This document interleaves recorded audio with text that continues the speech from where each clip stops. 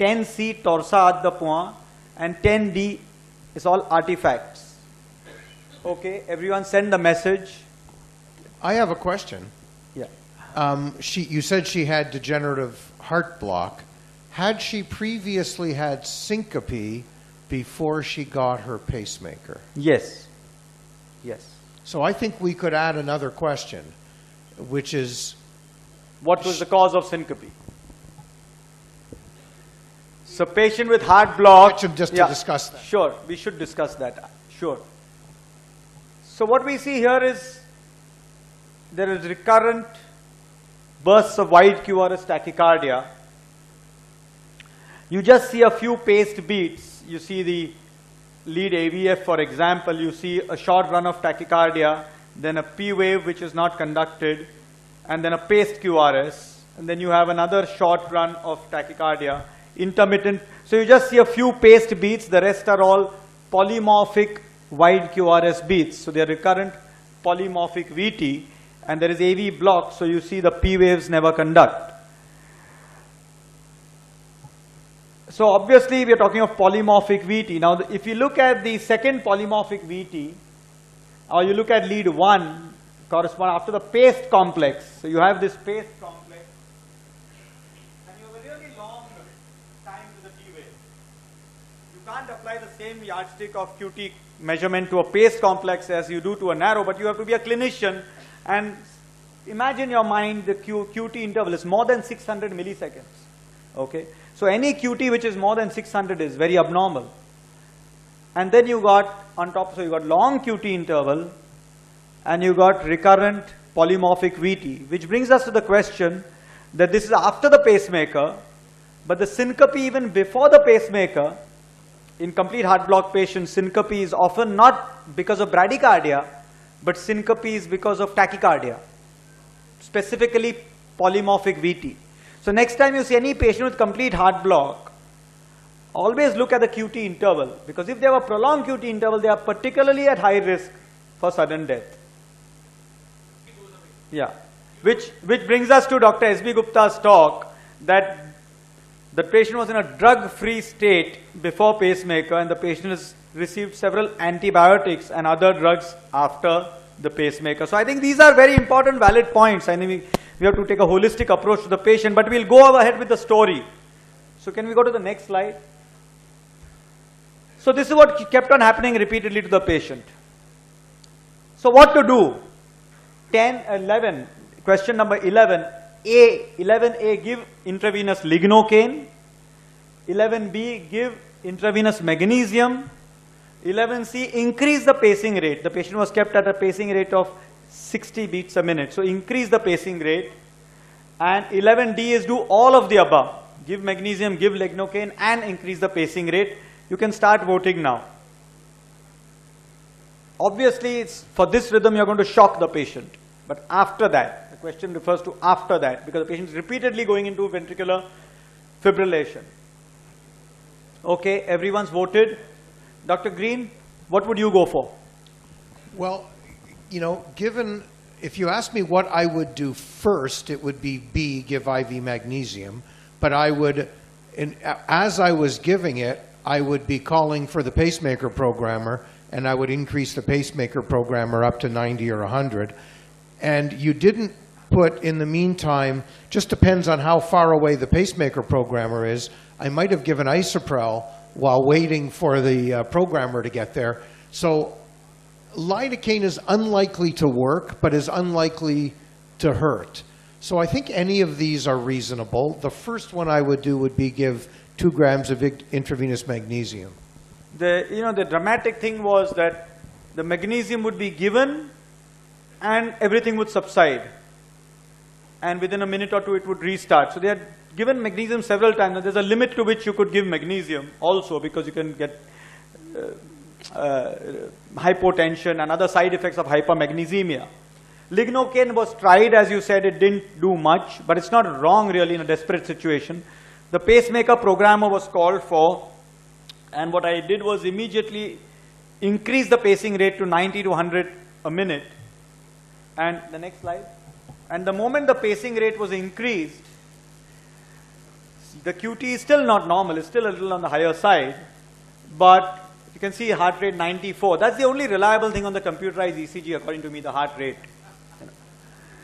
So got the pacing rate up to about 90s from 60, and everything settled down. Basically, the patient needed to get out of this state. There were intravenous quinolones being given, which were knocked off. And gradually the patient settled. Patient was never had a torsade or a VT again. So the message is, depending on what you're dealing with, you probably have to tackle several things. But this was an example which, if you're not treated rightly, would have certainly lost the patient. Luckily, this happened the day after the pacemaker. Imagine this had happened at home, she would have had sudden death. Well, we typically send our pacemaker patients home the same day. And this is a very good example of why you'd better look at the ECG before you send them home.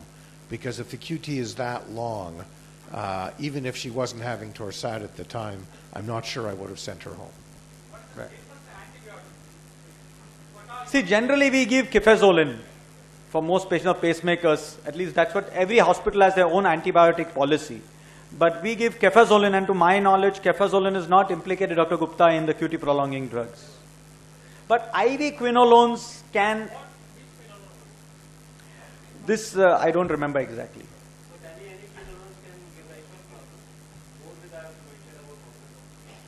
Moxifloxacin, in fact, is used in thorough QT studies to prolong in the control arm. But this was not moxifloxacin. I think it was either... Yeah. 60. It was kept at 60.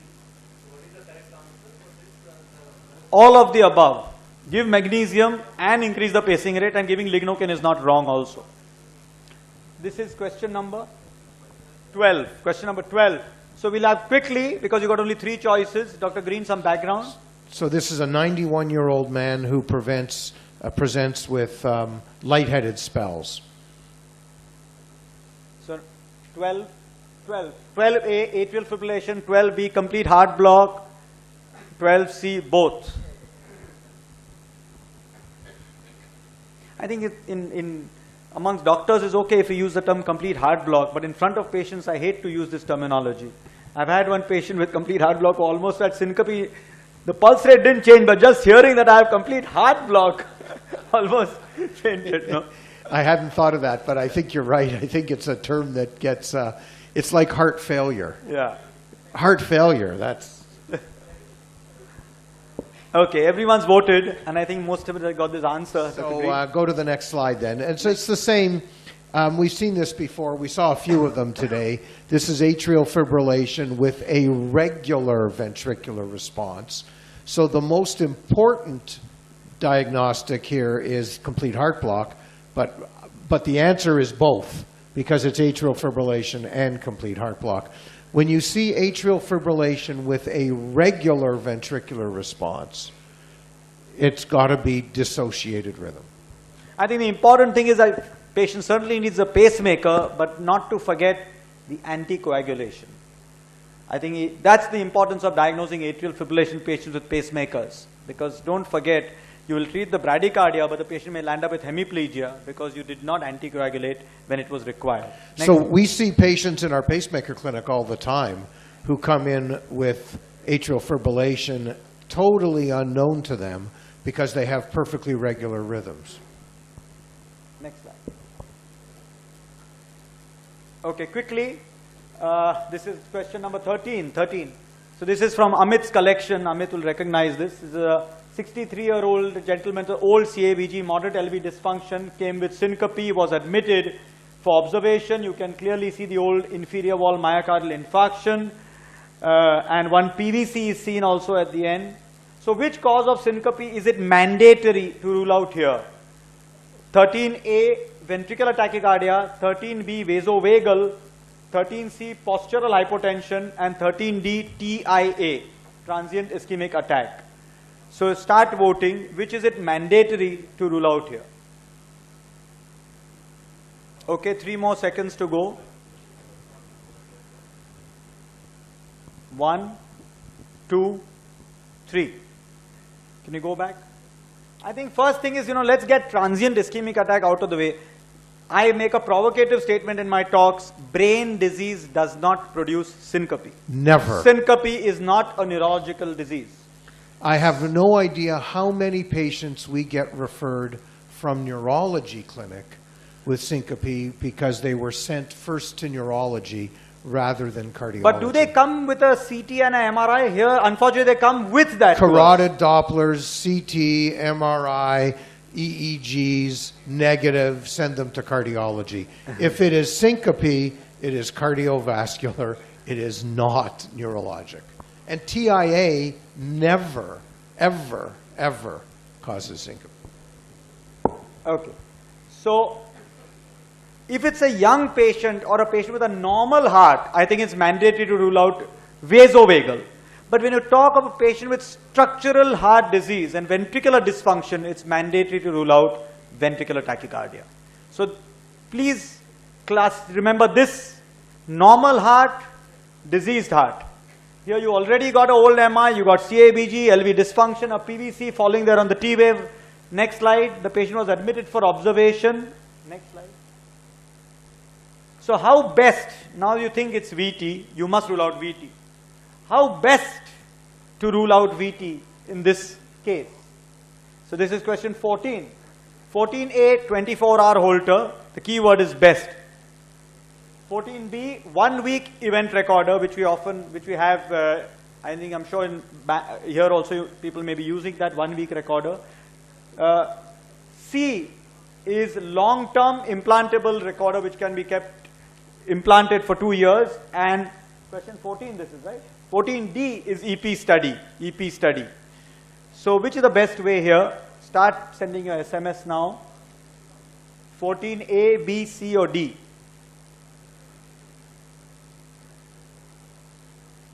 So 5 more seconds. We'll go quick. We already passed our time. We've got 4 more questions. So, okay, that's it. Stop sending. Here, I think all are valid modalities in a particular patient. But Dr. Green, what do you think in this particular patient? You know, if the person is having occasional syncope, the likelihood that you're going to pick up an episode on a 24-hour Holter is extremely small. So I think EP study is the best way to... Because the thing is, here you can't wait for the next episode at home, because the next episode might be the last episode. So you need a quick diagnosis and you need to prevent sudden death. So here EP study would be the correct choice. Next slide. The patient was admitted for an EP study. Next, please. And even before an EP study, the patient actually developed VF. That makes it easier. That made it easier. So this patient needed definitely. Next slide. So now you know an ICD was implanted. Next slide. This is just to show a famous slide that when in sudden death, in such patients, you got 5 or 6 minutes, which will make a difference between a salvageable patient and a non-salvageable patient. And you can't say, I'll wait for the next episode and then decide. Next slide.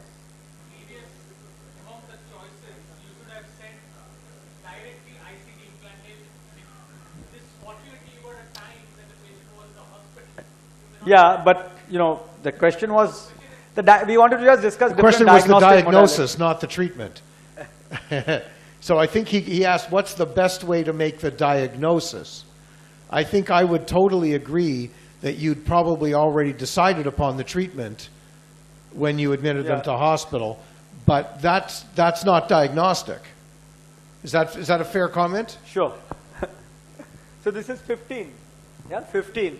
Dr. Green, see now we are going into the realms of the difficult now. So please think before you answer. So this is clearly an episode of polymorphic VT.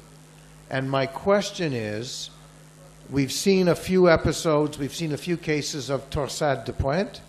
Is this torsade de pointe? A, yes. B, no. 10 seconds to go. 3 seconds. Everyone sent them. Anyone remaining? Okay. Stop. Yeah, Dr. Green. So torsade de pointe, we've seen a few cases. They typically are associated with a long QT interval, with pause-dependent initiation and initiation with a late onset PVC. This is none of those. This is no pause, a normal QT, and an R-on-T PVC, not a late onset PVC. So this is not Torsades de Pointe. This is not the typical features of Torsades de Pointe. So if we go next slide. Next slide. And hit it again. Next.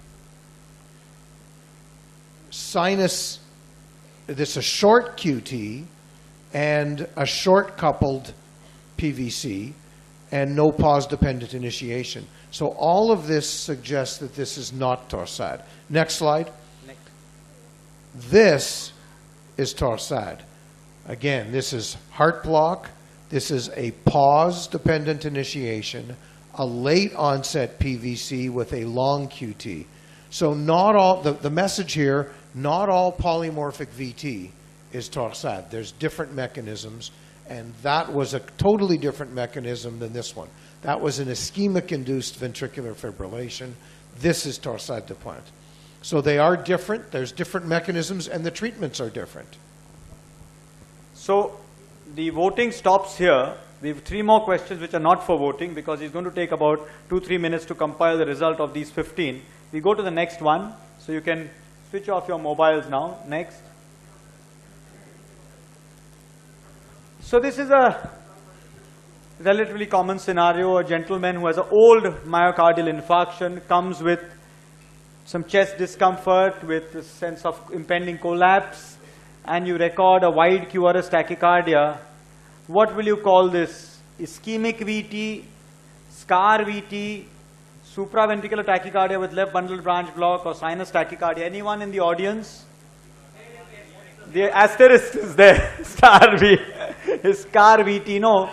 The question is often, this is a scar VT, a monomorphic VT in a patient with a myocardial infarction in the past is a scar VT, a monomorphic VT.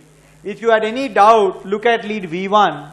You can see P waves, couple of P waves, and many more QRS complexes, clear-cut AV dissociation. So this is VT. So this is monomorphic VT, and it's, I can't emphasize enough, just like we talked about patient with syncope coming with CT scan and MRI, almost always this patient would first go for a coronary angiogram before being referred for VT.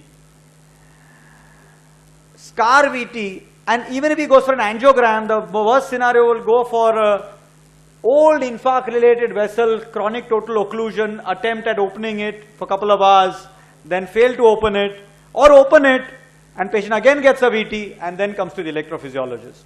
Scar VT does not respond to angioplasty. Scar VT does not even respond to bypass surgery. So scar VT should be treated independent of the treatment of ischemia. Many times these, I don't know what the situation is in Canada, but here for sure the interventionist would not agree. He sees an occlusion, he said, no, I can treat this VT by opening that occlusion. We would generally see these patients after their coronary angiogram. Yeah. The same as after their CT scan But you know, and EEG and the Narasimhan, it's 20 years since we've been talking this, but the situation hasn't changed. It remains the same. Yeah. I know there's been recent publications by Stevenson who, in fact, in monomorphic VT has advocated evaluation of the coronary arteries from the point of view that you had this scar for a long time, it got precipitated now, rule out ischemia As a trigger. as a trigger also, and probably address that issue as well. Yeah, rule out ischemia, that's fine, but an angiogram doesn't show you ischemia. You can do stress testing, thallium, yeah. Take a holistic approach, Yeah, sure. correcting ischemia wherever it is indicated or mandated needs to be done, and treating VT independently is also required. Right. I mean, I totally agree with that. I think it's completely reasonable to find out what is the state of their heart. Do they have heart failure? What's the state of their LV function? And what's the state of, do they have ischemia? Do they have significant coronary disease? I guess I guess the point that Yash is trying to make, because I agree with you completely, this patient, probably should have a coronary angiogram. The point we're trying to make, though, is that the coronary angiogram is part of the whole workup of this patient. It is not directed at the VT, because the VT is still something that has to be looked after no matter what the coronaries show. Yeah. Okay, a monomorph, right. I think this is important. Acute ischemia, an acute myocardial infarction, an unstable angina. When you get a high-risk patient with ventricular arrhythmias, they are classically polymorphic. That means beat to beat. It's like almost like the torsade we saw as far as the VT is concerned. The beat to beat change in the QRS in any one lead. Any lead you take, the QRS will keep changing. That's polymorphic VT. A monomorphic VT is in any lead, the QRS remains identical, is monomorphic VT. So monomorphic VT in coronary artery disease is because of an old scar. Polymorphic VT in coronary artery disease, until proved otherwise, is because of acute ischemia. Next slide. Next. Yeah, Dr. Green, can you take us through this one? 62-year-old man, post-MI. He clearly has 2-to-1 block. And I'm asking, where is the level of block? Is it A, proximal, or B, distal? 10 seconds. No, we are not voting. No votings. No voting. I lied. Okay. But anyone in the audience wants to? Anyone want to do this one? So how many for proximal?